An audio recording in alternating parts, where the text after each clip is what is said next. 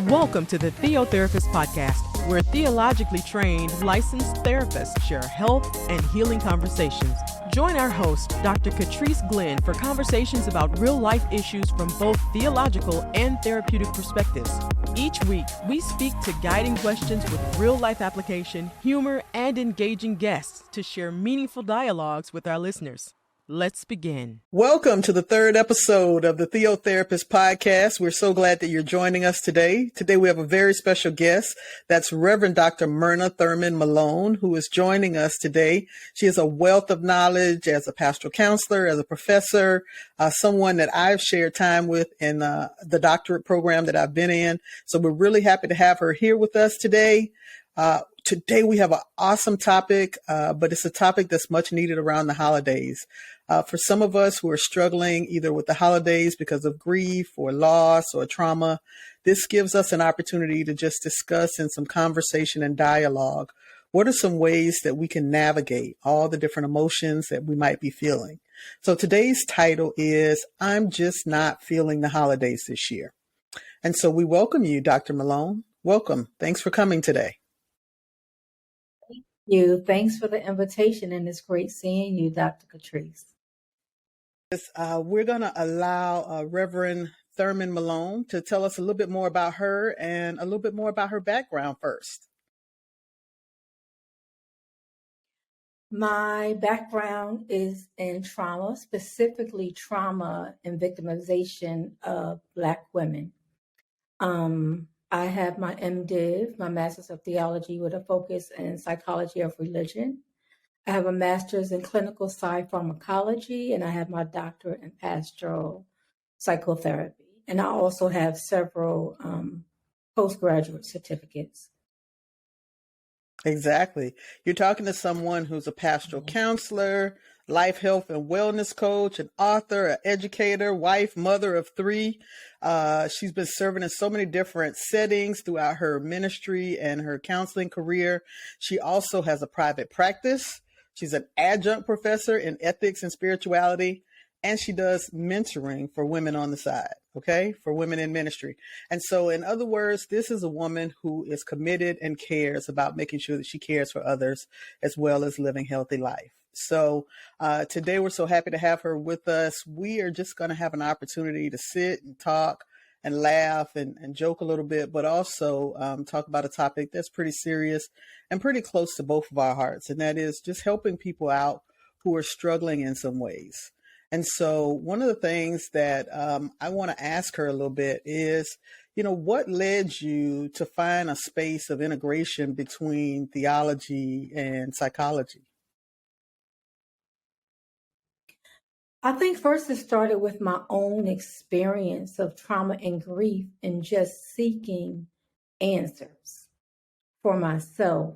And then that led me on a path to doing research and just trying to get a better understanding of how I can still be in relationship with God, even though I have experienced certain traumas or griefs that have impacted my identity, and then being able to be empowered and liberated to be able to reauthor my own narrative and my own story, to know that I am more than the trauma that I experienced, and that I am more than bouts or moments of sadness that I may have experienced directly related to the trauma that was perpetrated against me. And that's sexual, physical, and emotional trauma. And it's so often that, the different trauma experiences that we might have, they reverberate. They don't just happen in that moment unless we've done some work on healing, some work on navigating through some of those painful experiences. They just continue to touch on different aspects of our life. They continue to affect our relationships with others, our relationship with self, spaces we go into. And so, I'm thankful that you go into this work and that you are committed to not only working through your own space, but through helping others work through their own spaces.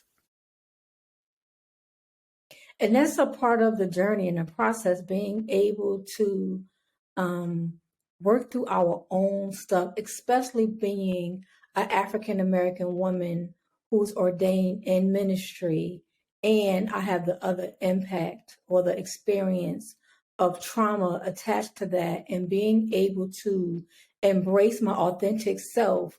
So knowing that, okay, these traumas or these ills happen against me, but they don't define who I am. And that the God I serve is big enough to hold all of that and still use me.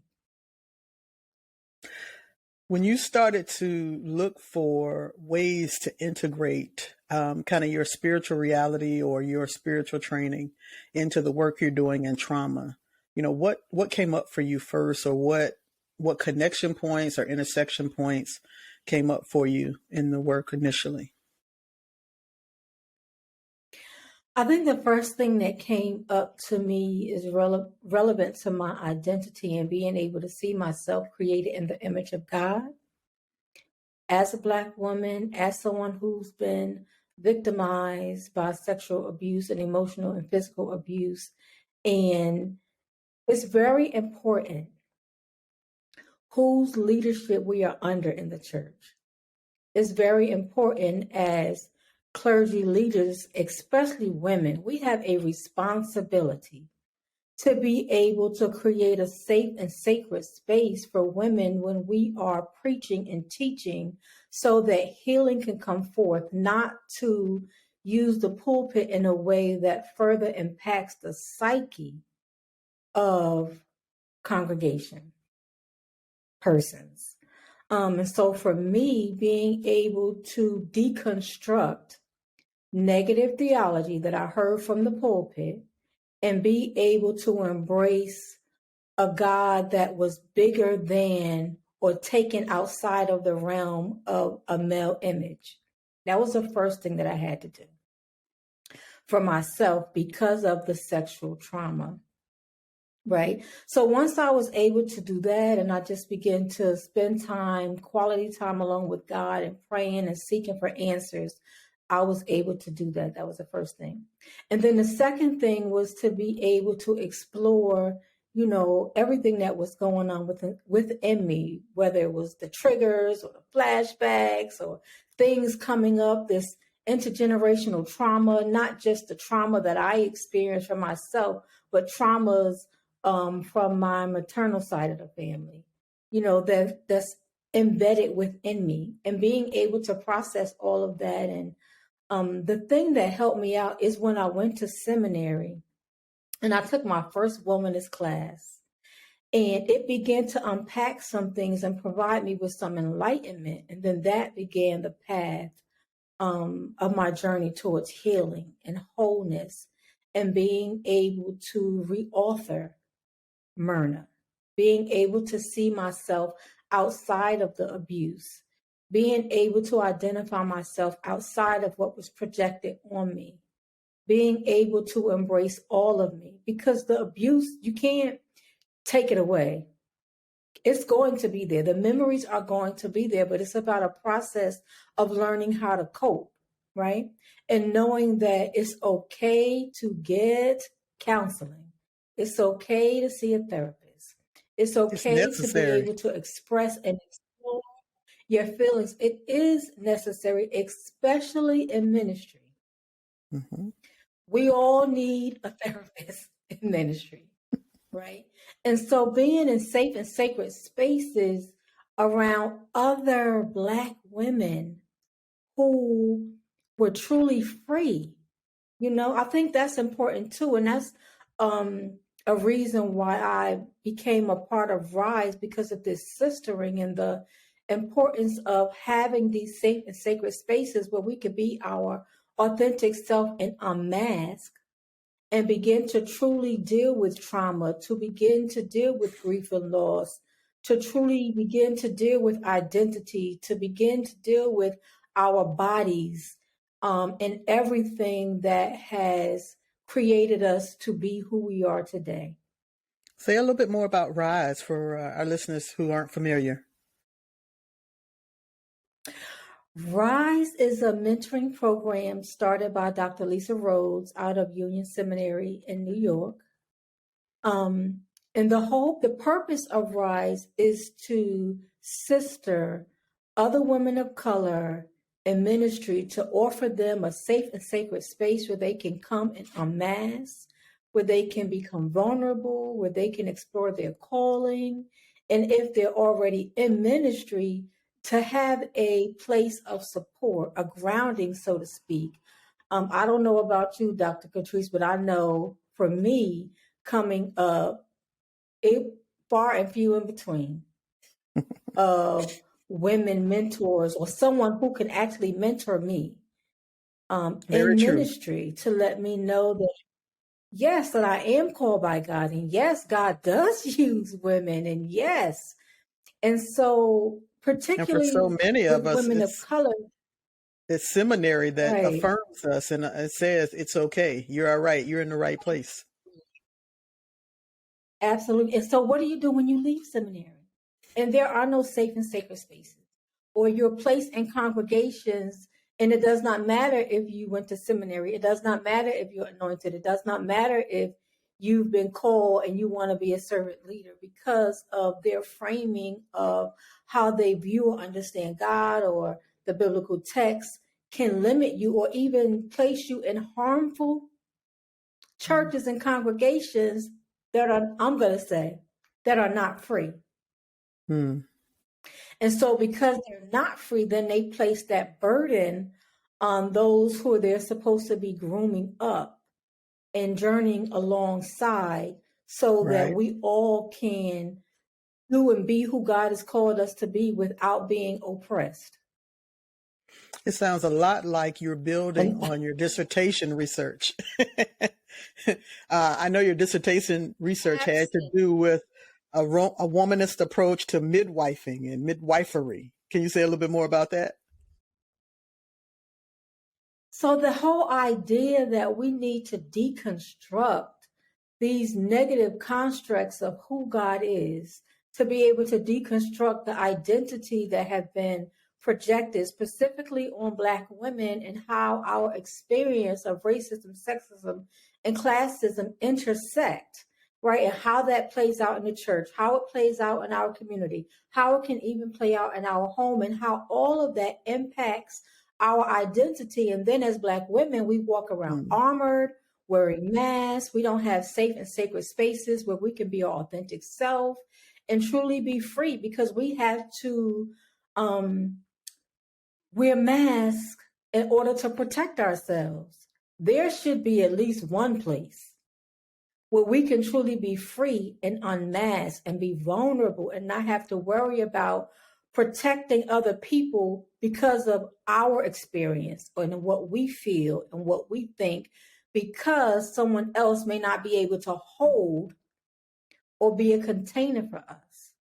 And so it's very important to have spaces that have the ability to be those containers and to provide the healing environment that needs to take place in our lives so we can just be and accept and honor who we are and deconstruct all of the oppressive narratives that have Mm-hmm. been placed and projected on us, from beauty to identity to body to hair to skin color, you name it. And so all of that impacts how we walk the earth. It impacts how we understand relationships. It impacts how we understand and see God. It impacts how we see and identify ourselves. Exactly. I think what's unfortunate is sometimes so many women don't feel like they have spaces where they can be vulnerable and just be a human, right? They don't need to be something for someone else. They can just be themselves. And that's so necessary, especially when we look at grief and trauma, right? And so when you think about the holidays, and a lot of times when we think about grief and trauma, we don't look at the injustice of grief or trauma that was perpetrated on the body or the life of someone else that's causing that actual grief, right? So when we look at a mother who may be depressed right now in this moment because her son or her daughter was killed and taken away from her. So now she has to deal with this trauma and this grief, this overwhelming burden because it could have been avoided. And so where does she go to be able to process that? And I think theology and therapy, they go hand in hand because it's about being free. It's about being liberated. It's about being able to process and develop healthy coping skills. It's about being able to deconstruct, right? It's about being able to lament and to know that it's okay. Mm-hmm. It's okay that you said. It's okay. And so what's the work that needs to be done for those relevant to the injustice that was perpetrated against them, that caused the trauma, that caused the grief, that caused the loss? What spaces are available to them so that they can begin to process? Because yes, they need to reauthor their story because their loved one is gone due to the acts of violence of someone else. But what spaces are available for them? Because a lot of times when my clients come to me after seeing a secular therapist, let me say, it's nothing wrong therapist with a that's therapist not theologically trained. Right, that's not theologically trained, but sometimes the whole person, mind, body, and spirit, is not held in that space. Let me say it like that. Right. And so it's important when we think about healing and wholeness, the whole person needs to be able to be present. So if they have a faith tradition, that needs to be present. And their culture a space needs to be made for that. Their experience, a space needs to be made because you can't separate that. Their culture, their faith, their traditions, their social, all of that is coming into the room, right? And so how can you care for? So our coping is built on all of those different aspects, right? Our resilience and our coping up to that point has always been based on our culture, our religious tradition, how we understand God and God moving in the world. And so all of that already came into the room. And so I think that's unique that we have to make sure that we're lifting all of those things to the surface in our care, right? Absolutely, because even if the client come in and they don't lift it up, to know that it's coming into the room with them. And then to be curious enough when it comes up to say, well, who is God for you? How is God present, or is God present? Are you able to experience God, or why do you feel like God doesn't love you because of X, Y, and Z? Well, where in the text, based on what their faith is, that says you can't grieve, or you can't cry, or you can't lament, or that it's a certain time frame you have to grieve, right? And people don't recognize that grief is a process. And so everyone grieves differently, right? But my responsibility as a pastoral counselor is to be able to hold all that and journey alongside them in the process so that they can wrestle with, right? I'm not, and a lot of times, especially coming from a faith tradition, we have to learn how to suspend judgment. We can't be biased when someone comes in if it's something that we don't agree with. Right. Right. So how can we suspend judgment and still offer care? It's not about me agreeing with you. It's about me offering a space for you to lament. For me offering you a space to be able to give voice and acknowledge. And sometimes that happens for the very first time in that healing environment that's created by the counselor. Right. And sometimes, no, go ahead. I was going to say sometimes, especially dealing with Black women, because people see us as resilient or the strong Black woman, when we walk into a space, we can be depressed, but it can be masked. So how can you shift and create that space that allows that woman to be unarmored so she can trust you enough to share her story? And do you have the capacity to be able to hold her and not. What I hear, especially from Black women, what I've heard is that they hold back. They hold back parts of their story because no one is able to hold it. And that's the purpose of my research with midwifing, because when we think about our ancestors, especially when they were enslaved, giving birth in the midst of oppressive situations, it was the midwife and the community of women that came and surrounded them, allowing them to be able to give birth in this horrific, oppressive situation. But the power of the healing environment that was created by the midwife, although they were being oppressed, allowed that woman to give birth, so to sense. And so for me, that type of modality is very important as we look at trauma and grief, as we look at loss, as we look at transition, as we unpack identity. You know, all of it is relevant because at the end of the day, the goal is to be able to help them to develop some healthy coping skills, to be able to help them to acknowledge and affirm what they feel and what they think, and let them know that it's okay and they don't have to walk around being armored, and offers them a space to acknowledge why they have to walk around armored. Exactly. You know, the complicated traumas, you know, on top of one another. This happened, that happened, this happened, and then here this go, and this happened. And so how can I continue to walk around? How can I be free and walk around because I have all of this heaviness and this weight that's on me? And you know, we have so many people who in this season are struggling with trauma, but also grief from so many different avenues, right?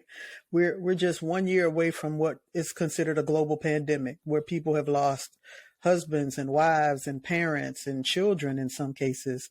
And then you've got just the normal atrocities of life. We've got great unrest in this country right now. You know, perhaps someone has lost their life to, you know, some violence. There's so many different things. And now here's a season where everyone's trying to pull together and have gatherings and want you to be joyful and to ignore your feelings and to play nice. And so here are people who are like, I don't feel it. I don't feel like the people. I don't feel like happy-go-lucky. I don't feel like any of that. And so they're isolating, or they're trying to figure out, how am I going to make it through this season? What do I do to make it through this when this feels like crud? This feels horrible to me. What types of things do you try to encourage your clients or the folks that you're working with through situations like this? The first thing I try to encourage is for them to be able to, again, give voice to and acknowledge. And then for me to be able to affirm where they're at, right? And to be able to explore all of the experiences that have impacted them to the place where they are burdened. I'm going to say burdened down, right? Carrying all of this heaviness by themselves, right? With no support, because depending on, let's say, for example, who their loved one is just dealing with death. If they were in a same gender loving relationship and their partner died, and they do have a faith, but maybe their church that they're associated with is not affirming, who do they go to? How do they process their grief? Or if a mother lost her child due to suicide, who does she go and talk to? Right? And I think that we have to be mindful, not just as therapists, but those who are shepherding or who God has called to care for God's people. What kind of spaces are we creating where we are not offering safe and sacred spaces where people can lament and know that it's okay? Because in dealing with scripture, when Jesus talks about blessed are those who mourn, Jesus does not say this Only type of person ones. or this situation. It's people who mourning. right?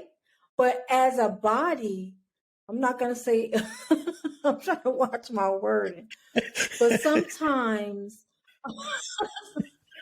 based on, I think it's more than just denominations, because some Right. denominations are affirmed, even though some may not be, and they may be of the same denomination, right?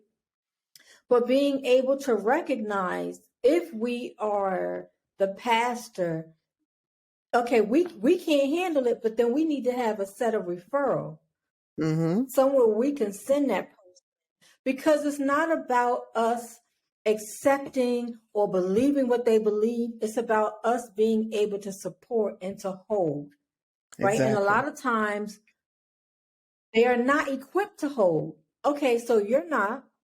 So where's your resource book to be able Mm-hmm. to say, well, call Dr. So-and-so or go to this facility over here so that they can help you, and to let them know, okay, you was with your partner for 20 years, 5 years, 1 year, 6 months. It's okay for you to grieve, because Mm-hmm. they're grieving the loss of that relationship, of that love, and now they have to reimagine Right. life without this person, And right? pain and grief And and so suffering are universal.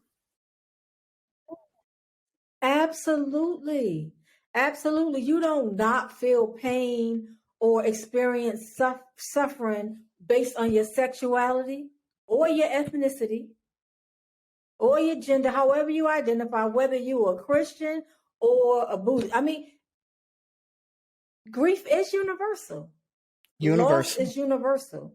That feeling, that detachment, the inability to reach out and touch somebody who used to hold you. Yeah. So what do you do with all of that? And I think that it's a great thing to have theology and therapy, but I also think, coming from a faith based, no matter what your faith is, a faith based space where they have a place that they can go, and if that faith cannot help them or support them, that they have resources available so they can send them, so that they know that they're not alone. And I think that's the biggest thing, where people want to stay isolated because they already feel alone. So why say anything? Why should I say anything? You know, And they're as you said not earlier, going to be able. one of the things that we provide as pastoral counselors is safe, sacred space, right? And that space is open to all. And so one of the things that happens in that safe, sacred space is, this is a space that if you need to lament, you lament. If you need to question what's going on between you and God, then you can question what's going on with you and God in a safe space, in a place where someone is willing to journey beside you, not judge you for it, not speak harmful to you about it, but to sit and offer and hold that space with you and God together. Absolutely. And know that it's okay. Mm-hmm. Know that it's okay, and that there's no set time and there's no set way to be able to process. The most important thing is to process. So you can do a combination of things, from talk therapy and dance, from Mm-hmm. talk therapy and music, from talk therapy and journaling, from talk therapy and meditation and yoga, so it just depends on the needs of the counselee. What is it that they need? What resources do they already have in their storehouse Right. that they're able to use in conjunction with talk therapy? Exactly, because it's not usually just one thing, right? It's not that this is a magic, a Absolutely. magic bullet. This provides you with a tool, one tool to help you on your journey. And there are a host of tools. I mean, you're going to pray and do talk therapy. You're going to also do dance or yoga. You're going to go out and be in nature. You're going to find people that are supportive and a support group to you. There are lots of different avenues. Sometimes sitting with a therapist can help you bring those thoughts and tools to the surface so that you can, develop your list of ways that are healthy for you to cope. But it's good to have a place that's safe for you to process through what that looks like. And you don't have to ignore what's going on for you. And that's usually the best thing. Exactly. In a place where you can be vulnerable, where there's no pretense. You don't have to pretend. You don't, in this space, you don't have to have it all together. And I think that's one of the myths that comes out. My area of specialty is dealing specifically with Black women. And I think that's one of the issues, is that this pretense that we have to continue to wear a mask or have this facade, that we have to have it all together, especially as clergy women, right? Like life don't happen to us. Like things don't happen, right? Things still gonna happen, right? Mm-hmm. And so how do you process that? How do you manage that? How do you develop ways of coping that are healthy, right? Because we can develop some unhealthy ways. Oh, definitely. Right? But that's not exactly. But we have to get out of the trying to use things that are only going to last short term, and that's really going to impact our health. For example, alcohol. Not that alcohol is bad, but if you're using alcohol to cope because you can't function and you drinking from sun up to sundown, that's unhealthy. That's going to impact your organs. That's going to impact your ability to function, right? That's going to create hospital bills and doctor bills, right? When you could be proactive and find a space, a safe and sacred space where you can go and you can unpack these feelings and unpack whatever is triggering you and unpack, rather than use alcohol or use food or use sex or other things that don't allow you to really process, because you're not processing. These are all limited coping skills that may have been developed over time, right? And so sometimes clients get to a point where they no longer work. The sex is no longer working, sleeping around, drinking is no longer working, right? Eating constantly is no longer working. And so what do? And I think it's imperative, especially for going back to Black women, how we have the highest mortality rate when it comes to childbirth, cancer, dealing with breast cancer. So we Heart have disease. to be able to think of heart disease, yes. But we have to be able to think in terms of mind, body, and spirit, and how, when we use unhealthy ways of coping, how it impacts our overall health. And so what are some other healthy ways that we can deal with the molestation? What are some healthy ways where we can deal with the loss of a spouse or the loss of a child or the loss of a parent, or the loss of a job? It could be the loss of a pet. Whatever you was connected to emotionally, right, Mm-hmm. that's now gone. What are some healthy ways that you could be able to cope and help you reauthor a new story, because you have this new transition? Like, how do you transition from being married for 50 years to being single? How do you cope with losing a miscarriage? You had all these expectations in your womb for 9 months, and now you go to the hospital to deliver. The baby room set up, but there's no baby coming home with you. Oh, mercy. Mm-hmm. And so it's just, for me, it's heartbreaking to know that there are so many people hurting and feel like they have no place to go. And so they turn to suicide because they feel like they're alone, right? And I think that as a society overall, we have to do a better job with being able to express that it's okay and remove the stigmas when it comes to dealing with mental health, when it comes to dealing with if you're feeling sad or depressed, however you want to, whatever label you want to put on it, Mm-hmm. and be able to recognize the impact of culture, be able to recognize the impact of religion, be able to recognize all of these external factors that you decide not to seek help because of the stigma that's placed on, well, what if I say something? Or where can I turn? I'll just pray about it. And not that I believe in prayer. Definitely. Right? And I know prayer works. Right? But for me, I did prayer and I did therapy.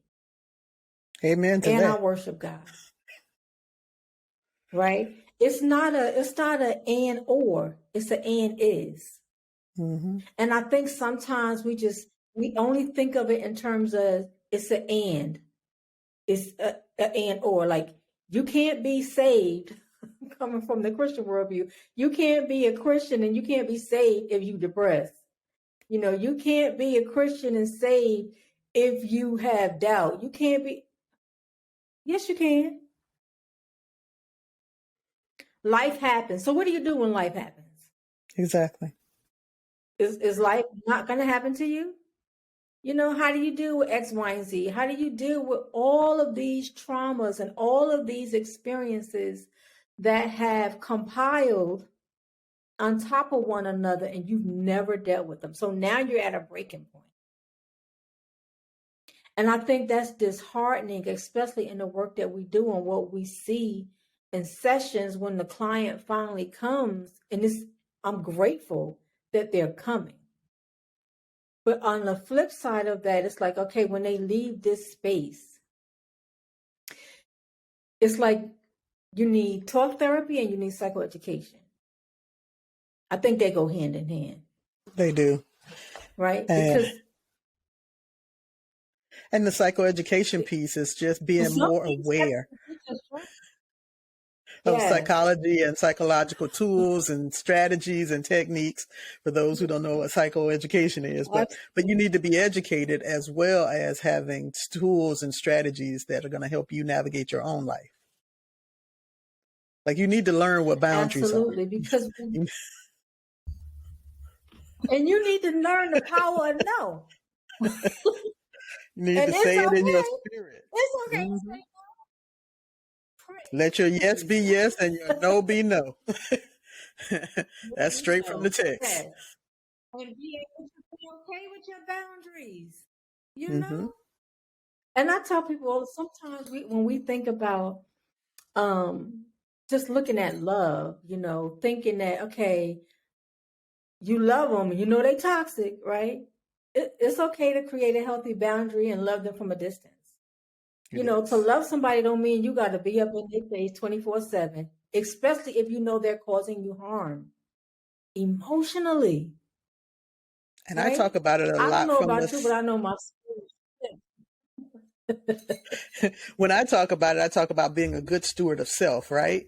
Like, if you're choosing to allow toxicity to stay in your space and in your mind, that it's distracting you, you are living in chaos, you are not being a good steward of the life you've been given. And so you've got to find ways to be at peace. That's what we're called to do, right? If you're a person that believes in fruit of the spirit, you're called to live in peace, love, and harmony. Absolutely. Amen to that, and Ashe. But it is, and it's so complex. Exactly. It's important, it's complex, and unfortunately, we won't get a chance today to talk about all the different ways that you can navigate through these difficult emotions, particularly tied to grief or depression or trauma. Definitely, we're just scratching the surface on those topics. But I hope that in hearing this today, someone will say, okay, I think going to a safe, sacred space is going to be the way that's going to help me navigate through this. I don't have to do this by myself. I don't have to do this alone. I don't have to isolate. I don't have to act like nothing's going on for me. I can work through this. And as Dr. Myrna said, I can unpack that somewhere. That's the important part, to unpack it, not just try to mask it, not try to just negatively cope with it in unhealthy ways, but to find a way to work through it, process through to the other side. Right, because it's about your overall well-being. You want to be your best self and live your best life. And so in order to truly do that, one has to be free and liberated, mind, body, and spirit, being able to move and operate, not held down by the weight of unresolved or undealt with trauma and grief. And you don't have to do it alone. And yes, God is able to hold you in all of what you're going through, no matter what you think, no matter how you feel.